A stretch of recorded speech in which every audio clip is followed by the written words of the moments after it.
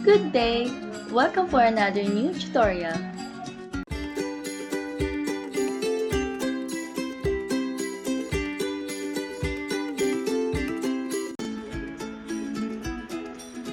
First step is to open your email account.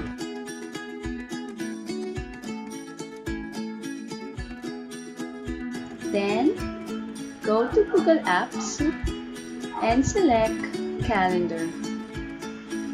So now, we're on Google Calendar. Another way to open Google Calendar is to type calendar.google.com.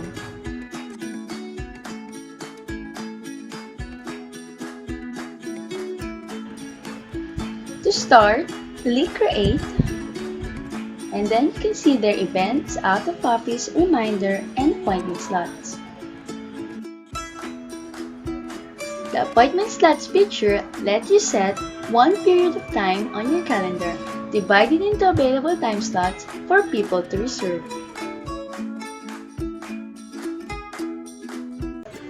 On appointment slots, add the title, then set the date and time.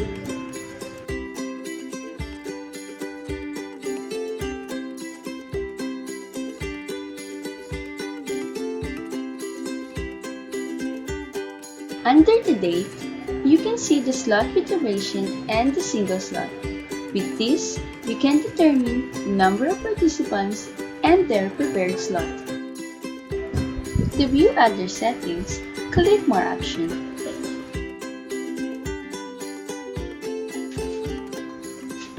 You can set the full time and date duration. Just click on Does Not Repeat, Daily, Weekly, Monthly, Annually. But since this is just once, so I'll click Does Not Repeat.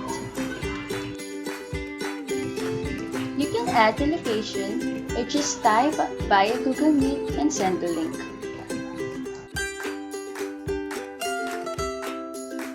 Now, in adding description, we'll go first in Calendar's appointment page and copy the link to be placed on description so that the guest can select his/her preferred schedule when they receive the email.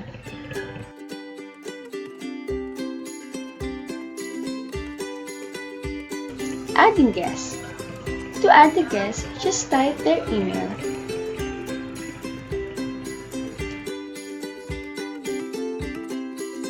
Down to the last part, just click Save, Send, and Invite. Once you click Save, a pop-up button will appear asking if you want to send to their email. Just click Invite External Guests. That's it! We're done with our appointment slot. I decided to show you the sample participants' email. Now, on participants' email, you can see the invitation there.